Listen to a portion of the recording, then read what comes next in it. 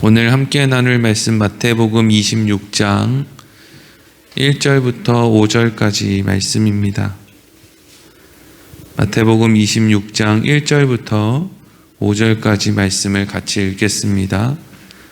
예수께서 이 말씀을 다 마치시고 제자들에게 이르시되 너희가 아는 바와 같이 이틀이 지나면 유월절이라 인자가 십자가에 못 박히기 위하여 팔리리라 하시더라.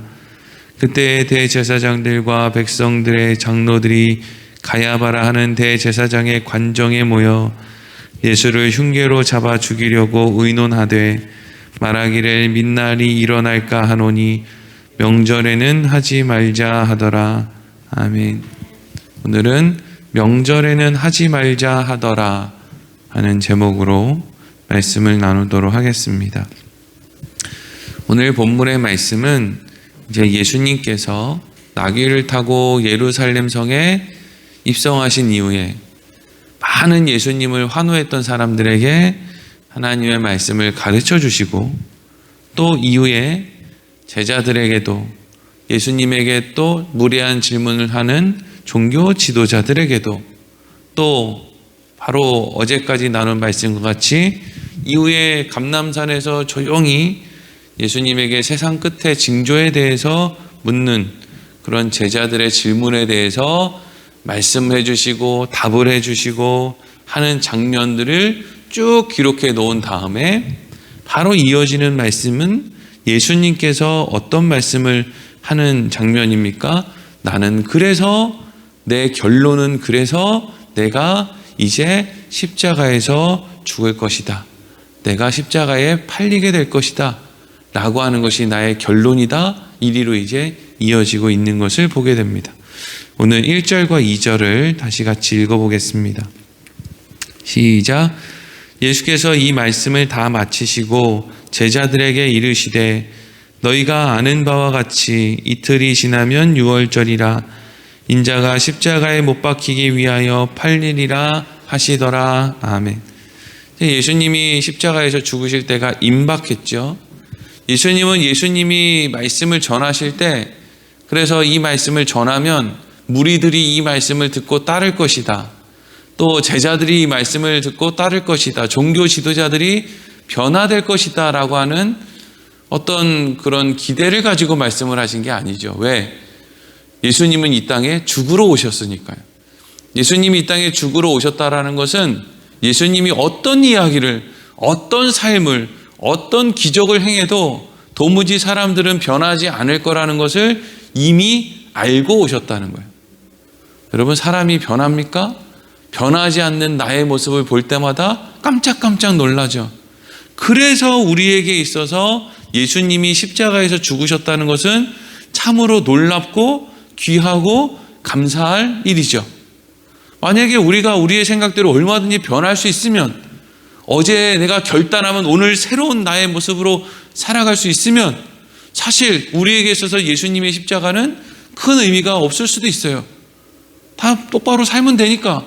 근데 중요한 것은 우리는 날마다 결단하고 각오하고 울고 막 다시금 마음을 새롭게 해도 또 시간이 지나면 제자리에 와 있는 나를 발견하게 된단 말이죠. 예수님께서 그렇게 많은 이야기를 하셨음에도 불구하고 사람들의 결론, 그리고 예수님의 결론은, 사람의 결론은 안 바뀐다는 것이고 예수님의 결론은 그래서 내가 너희를 위해서 죽겠다 하는 거예요. 2절 말씀을 보면 십자가에 못 박히기 위하여 팔리리라 라고 되어 있거든요. 여기서 팔리리라 라고 하는 말은요, 이미 정해졌다. 돌이킬 수 없다. 이건 이미 예전부터, 창세전부터 예정된 것이다. 그때가 됐다. 확정됐다. 라고 하는 의미를 가지고 있는 것이죠.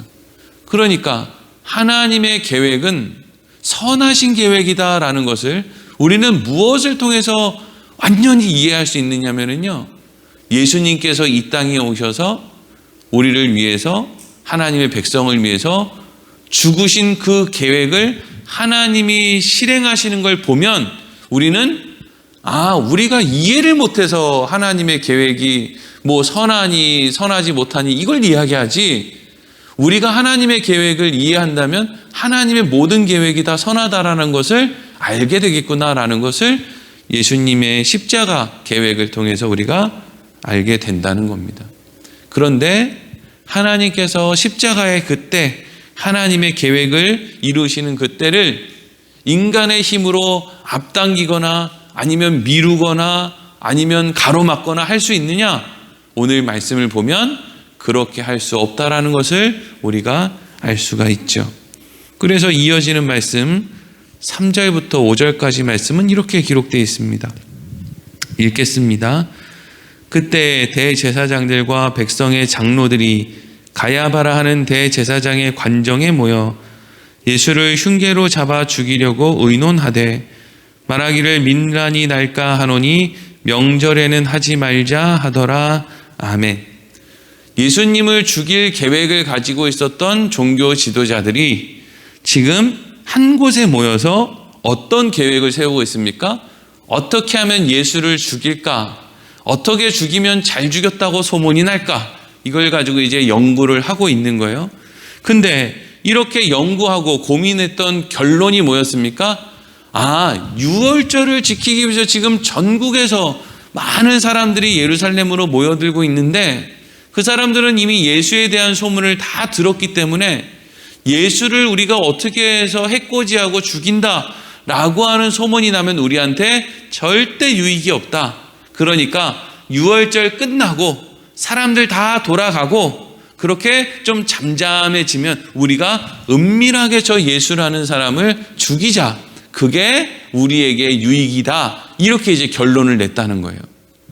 그러니까 종교 지도자들의 계획대로라면 예수님은 유월절 지난 다음에 사람들이 다 돌아가고 그리고 나서 조용해지면 그러니까 유월절 끝나고 아무리 못해도 일주일은 더 지나야 사람들이 이제 다 돌아간 다음에 그때 은밀하게 무슨 뭐 암살자를 보낸다든지 아니면 어떤 명분으로 군사를 파견해서 예수라는 사람을 죽이는 게 종교 지도자들의 계획이었단 말이죠. 굳이 사람 많은데 일을 일으켜가지고 본인들에게도 손해가 될 수도 있는데 그 일을 할 사람이 누가 있겠습니까? 그런데 예수님은 앞서 뭐라고 말씀하셨습니까? 이틀이 지나면 유월절이라 인자가 십자가에 못 박히기 위해서 팔릴 것이다 이렇게 얘기했죠. 그러니까 예수님이 생각하고 계신 거 하나님의 계획은 유월절 전에 팔려간다는 거고 종교 지도자들의 계획은 유월절이 끝난 다음에 사람들 다 돌아가면 그때 돼서 우리가 예수를 해코지 하겠다는 거예요. 그러면 하나님의 계획과 인간의 계획이 지금 상충되는 그런 형편인 것이죠. 근데 결국에는 누구의 계획대로 됩니까? 당연히 하나님의 계획대로 되는 거죠. 이게 너무나 당연한데 인간들이요 이걸 이해를 못하고 말이죠. 예수를 잘 믿노라 하는 사람들도 신앙생활을 오래 했다는 사람들도 새벽에 나와서 아니면 막 철야를 하면서 어떤 식으로 기도하는 사람들이 있습니까? 하나님의 계획을 내가 바꿔야 되겠다 이런 마음을 갖는 사람들이 있어요. 물어봐야 돼요 스스로에게. 왜 나는 하나님의 계획을 바꿔야 되느냐? 하나님의 계획이 선하고 완전한 계획인데 왜 나는 내 욕심으로 내 생각으로 한 치 앞도 알지 못하는 나의 이 생각 무지함으로 왜 나는 하나님의 계획을 바꾸려고 이렇게 몸부림을 치느냐? 예전에 그 우리 믿음의 선배님들이 어디 나는 삼각산에 가서 소나무를 두 그루를 뽑았다. 어디 나는 저기 어디 뭐 강원도에 어디 기도원에 가가지고 무슨 밤나무를 몇 그루를 뽑았다 이러면서 막 그렇게 밤새 나는 기도를 했다. 그래서 응답을 받았다고 그렇게 이제 간증들을 하는데 그렇게 해서 소나무 뿌리를 뽑아서 그렇게까지 기도했던 기도의 제목들을 나열해 놓는다면 참 부끄러운 제목들도 많을 거예요. 무슨 기도의 제목 때문에 우리들이 그렇게 열심히 소나무 뿌리를 쥐어 흔들면서 기도를 할까요? 영혼 구원 때문일까요? 더 나은 거룩하고 흠이 없는 나의 모습이 되고 싶은 마음에 그렇게 소나무 뿌리를 뽑는 걸까요? 아니죠. 대부분 그렇게 간절하게 인간이 매달리는 기도는요 의식주입니다. 의식주. 먹고 살고 싶다는 거예요. 나도 입고 싶고 나도 좋은 집 살고 싶다 이거 아니에요. 의식주의 문제에 대해서 날마다 소나무 뿌리를 흔들고 막 그냥 때를 쓰는 거예요. 근데 이미 그 문제에 대해서 기도하기 전에 예수님이 뭐라 그러세요? 하늘 아버지는 너희에게 필요한 것을 다 아신다. 그럼 오늘날 살아가는, 요즘에 그래도 뭐 전 세계 뭐 경제가 어렵고 지금 또 뭐 물류 대란이 일어나고 뭐 파업이 하고 이래서 막 물가도 오르고 그래서 어렵다고는 하지만, 그래도 여러분 생각해 보면 대한민국 사는 사람들 그래도 먹는 거, 입는 거, 뭐 자는 거, 그래도 안 그런 사람들도 물론 혹 있지만 많은 사람들은 그래도 그 어느 정도 형편을 누리면서 살죠. 그러면 우리가 생각해 보는 거예요. 우리 그리스도인들은 다 소나무 뿌리를 뽑아서 지금 이 정도로 사는 건가? 어떤 사람들은 주일날 교회 나오는 거 1시간 참여하는 것도 힘들어서 헉헉대며 사는 그런 사람들은 그러면 하나님이 의식주의 문제를 해결해 주지 않았는가? 이걸 생각해 볼 필요가 있다라는 것이죠.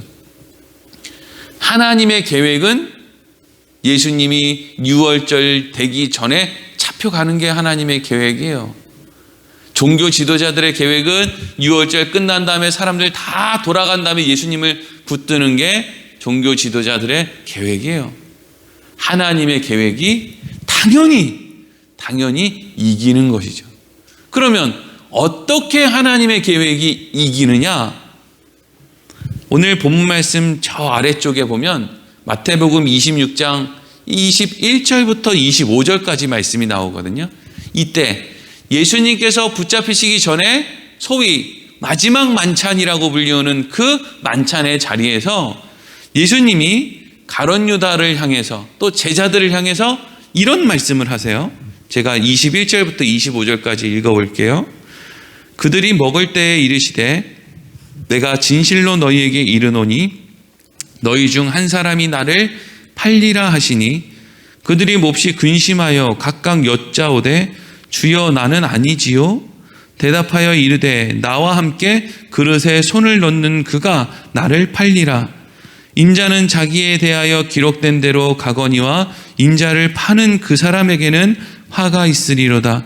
그 사람은 차라리 태어나지 아니하였더라면 제게 좋을 뻔 하였느니라. 예수를 파는 유다가 대답하여 이르되 랍비여 나는 아니지요. 대답하되 내가 말하였도다 하시니라. 아멘.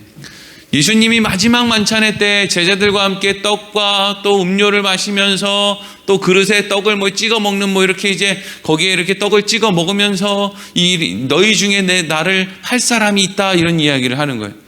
그러니까 제자들이 다 놀랍죠. 누가 예수님을 파나? 이 사람들은 지금 무슨 생각을 갖고 있는 사람들이에요? 예수님이 이제 곧 왕이 될 거야. 그래서 우리는 오른편, 누구는 왼편에 서게 될 거야. 우리의 희망, 우리의 소망이야. 이런 생각 갖고 있는데 누가 지금 자기의 소망의 끈을 자를 사람이 있나? 근데 예수님은 지금 누구를 지목하시는 거예요? 유다가 그렇다는 거죠. 유다가. 그러니까 유다가 화들짝 놀라고, 그리고 그 길로 유다가 어디로 갑니까? 종교 지도자들에게로 가요. 그리고 종교 지도자들에게 말하는 거죠. 우리의 계획이 들통났습니다. 분명히 저 예수는 우리가 자기를 죽이려고 한다는 걸 나를 통해서 지금 뭔가 종교 지도자들과의 어떤 은밀한 계략이 있고, 그래서 결국에는 언제 유월절 지나고 나면 여차저차해서 죽임을 당할 거라는 걸 벌써 눈치채고 있습니다. 그러니까 도망가기 전에 얼른 저 예수를 잡아야 됩니다. 그래서 그 만찬이 끝나고 바로 그때 새벽에 기도하고, 원래 종교 지도자들의 계획은 그게 아니었어요. 겟세마네 동산에서 기도하고 있는 그 새벽에 군사를 동원해서 데리고 잡으러 오는 게 계획이 아니었단 말이죠. 근데 가룟 유다가 가서 그 사람들에게 들통났습니다라고 하니까 숨어버리면 찾기가 곤란하잖아요. 그러니까 그러면 어떻게든 우리가 당장에 가서 잡아야 되겠다. 그래서 그날 밤에 가서 이제 유다랑 군사들이 같이 가서 다음날 새벽에 겟세마네 동산에서 기도하고 내려오는 예수님을 붙잡아 가는 것이죠. 우리는 이러한 모습을 통해서 무엇을 알게 되느냐? 인간은요, 전부 다 최선을 다해서 자기의 유익이라고 생각하는 것을 추구하며 살아요. 본인이 생각할 때 주일날 교회에 가느냐 가지 않느냐를 따졌을 때 내가 가지 않는 게 나에게 유익이라고 생각하면 사람들은 최선을 다해서 안 갈 거예요. 교회 가는 게 나한테 유익이라고 생각하면 최선을 다해서 가겠죠. 사람들은 다 그렇게 움직입니다.